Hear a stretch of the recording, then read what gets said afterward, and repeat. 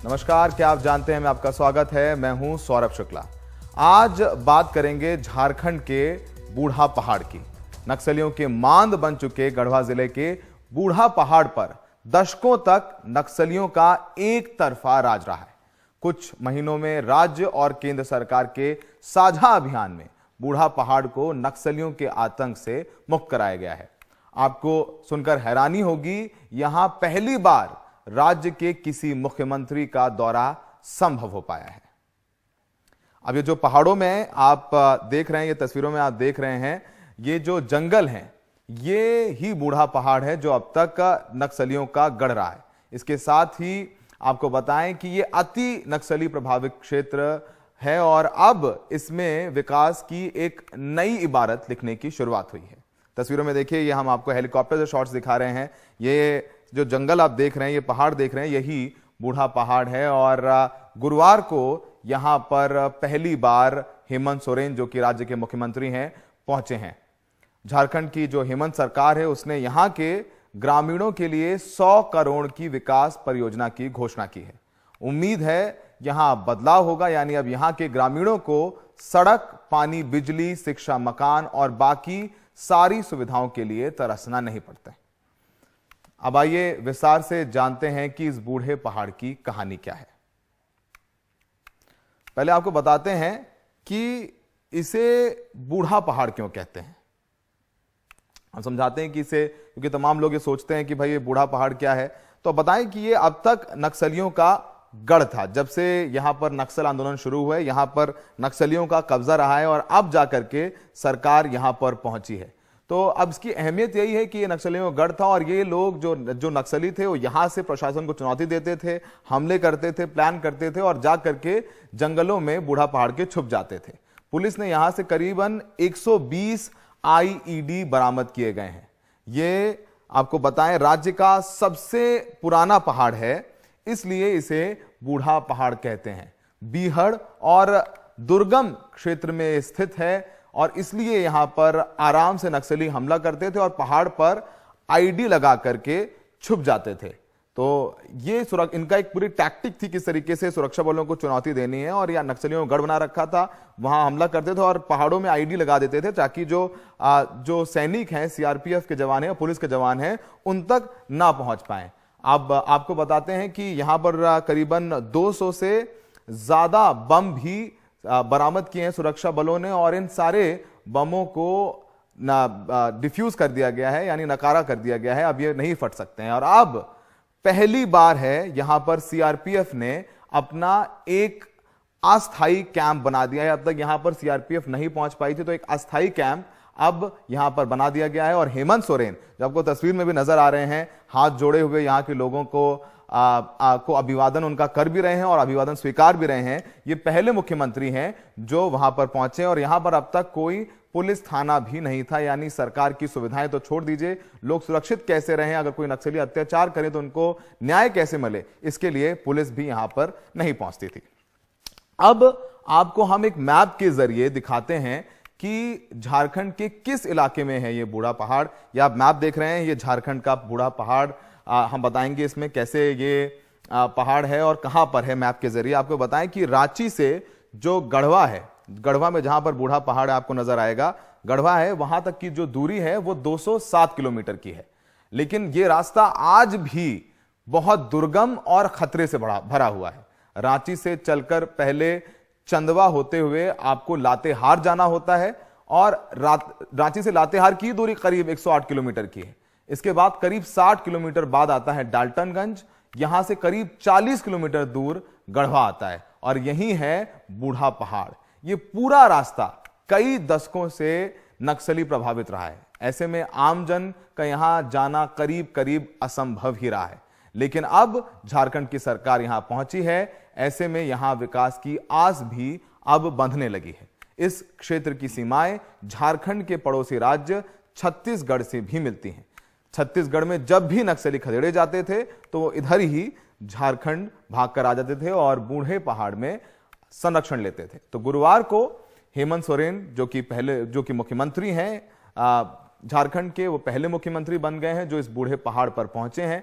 नक्सलियों के खिलाफ ऑपरेशन और विकास की योजनाओं को लेकर हेमंत सोरेन से खास बातचीत की हमारे सहयोगी मनीष कुमार ने। आइए सुनते हैं।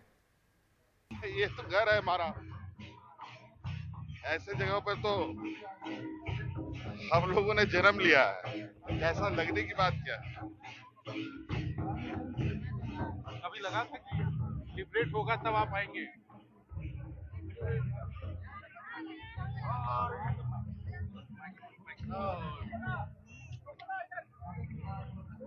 सर इधर सर सर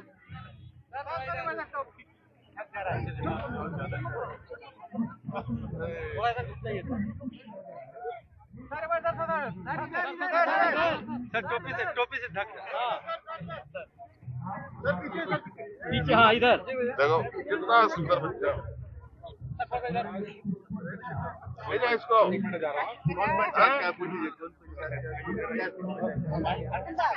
अच्छा इन लोगों से मिलेंगे अभी मिलेंगे अभी मिलते हैं। पहले आए थे यहाँ। चलो कभी लगा था कि लिबरेट होगा तब आइएगा। हाँ? कभी लगा था कि इतना बड़ा एरिया जो नक्सलियों के कब्जे में था। हम तो बहुत पहले ही बोल चुके हैं कि हमको जाना है यहाँ। 1-1.5 साल पहले मैं परिवार के साथ आया था, मुझे बताया गया कि ये यहाँ बुढ़ा पहाड़ का कुछ इलाका है जहाँ लोग नहीं जाते। काम लगे मैं जाऊँ। सीएम हेमंत सोरेन ने बूढ़ा पहाड़ पर ग्रामीणों के बीच यह आह्वान भी किया कि जो लोग बंदूक उठाकर विकास चाहते हैं उन्हें सरकारी योजनाओं से जुड़कर विकास करना चाहिए। सुनते हैं क्या कहा उन्होंने। सरकार, आप लोगों को बंदूक उठाने की आवश्यकता नहीं है। अब सरकार की योजनाएं उठा के लेके जाओ। डर भय से आप कितने दिन जिंदा रहेंगे, कितने दिन जिएंगे आप। मान सम्मान स्वाभिमान के साथ चलिए। योजनाएं आपके दरवाजे पर आके रखी है, आप उसको उठाइए और अपने जिस लक्ष्य को पाने के लिए आपने बंदूक गोलियां उठाई है वो लक्ष्य सरकार की योजनाओं से आप हासिल कर सकते हैं। गढ़वा जिले का बूढ़ा पहाड़ इलाका करीब 40 साल से नक्सलियों का दंश झेल रहा था, लेकिन सीआरपीएफ और जिला पुलिस ने साझा अभियान चलाकर अब ये इलाका आजाद करा लिया है। नक्सलियों को यहां से कैसे खदेड़ा गया, कितना मुश्किल था यह सब करना जो आजादी के बाद से अब तक नहीं किया जा सका, इसके बारे में सीआरपीएफ के आईजी अमित कुमार से बात की हमारे वरिष्ठ सहयोगी मनीष कुमार ने। बूढ़ा पहाड़ को आखिर कैसे लिबरेट किया गया, क्या स्ट्रैटेजी रही और अब आने वाले दिनों में इसका क्या फ्यूचर है, कैसे इसको रिटेन किया जाएगा कि नक्सल फिर से यहाँ पर नहीं आ सके। हमारे साथ सीआरपीएफ के आईजी अमित कुमार हैं जिन्होंने इस पूरे ऑपरेशन को पिछले कई महीनों से लीड किया है। अमित जी ये बताइए कि ये पूरा संभव कैसे हो पाया, कितना आसान था, कितना मुश्किल था। पिछले 4 दशक से ये इलाका नक्सल स्ट्रांग होल्ड है और चकरबंधा जो बिहार में है और दूसरा एंड उसी का ये एक्सेस यहाँ पर है। इसके चकरबंधा खाली होने के बाद ये नेक्स्ट टारगेट था ये इस इलाके में। यहाँ इसको अगर ऑपरेशनली हम एक्सप्लेन करें तो रफली 20 किलोमीटर का इसका कैचमेंट एरिया है और इस 20 किलोमीटर में पहले से 3-4 कैंप खुले हुए थे। जब हम लोगों ने ये फैसला किया कि हम यहाँ घुसेंगे तो एक साथ हमने 4 कैंप्स खोलने का फैसला किया। एक बूढ़ा पहाड़ पे टॉप पे है और 3 इसके पेरीमीटर के अलॉन्ग है, जस्ट फुटहिल में। और उन सभी को एक साथ बनाने के कारण यहाँ किसी के लिए कोई स्पेस नहीं बचा है जहाँ से नक्सली ऑपरेट कर सके। तो पूरा पहाड़ को रिटेन करना या रिक्लेम करना कितना इम्पोर्टेंट है? अगर आप झारखंड के नक्सल हिस्ट्री को देखें तो मिनिमम 4 डिस्ट्रिक्ट बूढ़ा पहाड़ से कंट्रोल होते हैं। एक लातेहार, एक गढ़वा, एक गुमला और लोहरदगा।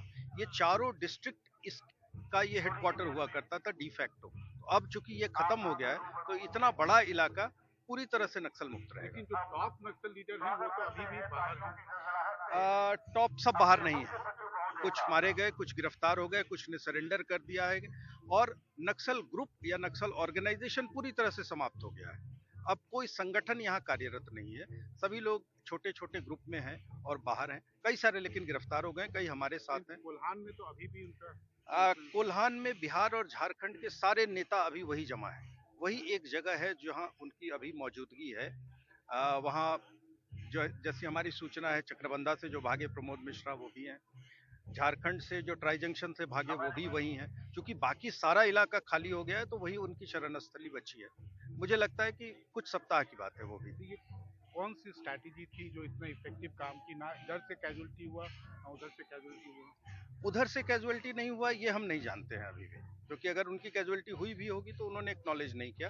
संदीप यादव मारा गया, ऑब्वियसली उस पर गन शॉट इंजरीज नहीं थी, लेकिन परिस्थितियां वैसी ही थी जैसी जो पुलिस ने क्रिएट की। बाकी हमारी तो एग्रेसिव स्ट्रेटजी है। हमारे पास जितने रिसोर्स हैं, जितनी फायर पावर है, हम उसका इस्तेमाल कर रहे हैं और वो मोर देन एनफ है किसी भी नक्सल आउटफिट के लिए। बूढ़ा पहाड़ अब आपके कब्जे में है, तो अब व्हाट नेक्स्ट?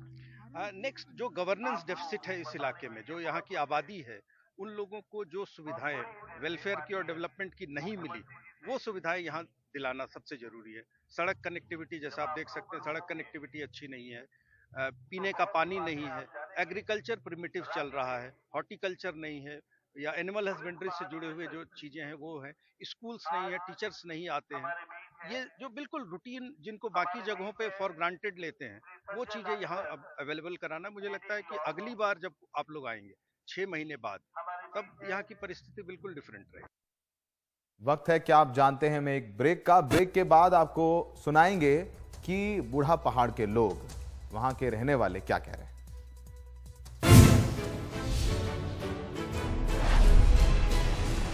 हम बात कर रहे थे बूढ़ा पहाड़ और उसकी कहानी की। बूढ़ा पहाड़ पर बसे लोग आजादी के 75 साल बाद पहली बार सही मायने में अब आजाद महसूस कर रहे हैं। उनसे भी हमारे सहयोगी मनीष कुमार ने खास बात की है, आइए सुनते हैं। आज के कार्यक्रम में भाग लेने के लिए यहाँ पर बहुत सारे स्थानीय लोग आए हैं। आइए जानते हैं उनसे पहले क्या स्थिति थी और अभी क्या स्थिति है। पहले क्या हालत थी और अब क्या हालत है? सर पहले तो हालत बहुत खराब था और अब तो बहुत किस्मत अच्छा है कि हम लोग यहाँ तक पहुँचे। और बहुत ही बड़ी बात है कि मुख्यमंत्री जी को हम लोग आज अपने सामने से देख भी सकते हैं। पहले कभी कोई मुख्यमंत्री आए थे? नहीं सर, 22 साल हो गया सर, कभी भी कोई नहीं आए थे। नहीं, लेकिन पहले क्या हालात क्या होते थे यहाँ सर पे? हालात तो बहुत खराब ही होते थे जी सर। क्या? और यही सर की गरीबी बहुत ज्यादा थी। और अभी देखिए कि बहुत सारा योजना एक से एक भी मिल रहा है हम लोगों को। और सर थोड़ा सा दिक्कत में तो चल ही रहे थे हम लोग। हम कुछ और लोगों से बात करते हैं जो यहाँ के ही स्थानीय लोग हैं। आप लोग यहीं आसपास के हैं? हम टेढ़ी पंचायत। अच्छा, पहले क्या स्थिति था, अब क्या स्थिति है? अब तो क्या बता सर, पहले की स्थिति और अब की स्थिति तो बहुत अंतर न है। पहले क्या स्थिति थी? पहले का खराब स्थिति था। क्या? नक्सली लोग घर घर में जाके खाना मांगता था। और क्या स्थिति है, हम लोग पहुंचाते थे जंगल में, ये स्थिति था। और क्या स्थिति हो गया? अब क्या है? अब आप तो अच्छा में है। अब है नक्सली है कि नहीं? नहीं है, हम तो नहीं देखते हैं। जब से बुढ़ापार टिकट बेचे हैं नहीं तब से हम नहीं देखते हैं। पहले यहाँ पे माहौल क्या था? पहले यहाँ का माहौल तो पार्टी का था। पार्टी जो बहुत मैंने 30 साल से कब्जा करके रखी थी और जो है कि उनके अंडर में रहना पड़ता था हम लोगों को। और जो सारा विकास को रोक कर रखे थे, जो भी काम आता था, जो विकास का काम, गरीब आदमी का काम, चाहे मैंने रोड का काम, चाहे बिजली का, स्कूल का, सारा चीज। आप लोग को रोड बिजली मिला? अब मिल रहा है, मैंने उम्मीद कहा जा रहा है कि अब मिल जाएगा, सारा सुविधा हो जाएगा। पार्टी यहाँ से चली गई है, आप लोगों को विकास होगा इसे कहा जा रहा है। पहले यहाँ बीच में नहीं आने पा रहे थे, हम लोग डरे नहीं आ रहे थे नक्सली के डर से। उसका पहले हम लोग आ रहे थे। मैं डेक्ची बर्तन अल्युमिनियम का, स्टील का बेचता था और बेचता हूँ। तो कभी कभी चढ़ते थे यहाँ लेकर सामान बेचने, फिर बीच में रहने लगे वो लोग, तो नहीं आने लगे। तो अधिकांश लोगों का यही कहना है कि पहले से स्थिति बदली है। यहाँ पर अब सीआरपीएफ का कैंप भी है और जो नक्सलियों को यहाँ से एक ज्वाइंट कॉम्बिंग ऑपरेशन के कारण भागना पड़ा है, उससे थोड़े से लोग अब अपने आप को आजाद महसूस कर रहे हैं। बूढ़ा पहाड़ी से कैमरामैन हरिवंश के साथ मनीष कुमार, एनडीटीवी इंडिया के लिए। तो ये थी बूढ़े पहाड़ की कहानी, जो कि अब आजाद है। 75 साल बाद यहाँ विकास की योजनाएं पहुंचेंगी। नक्सली यहाँ से जा चुके हैं। आज के आप जानते हैं इतना ही। ब्रेक के बाद देश दुनिया की दूसरी खबरें। वापस लौटते हैं।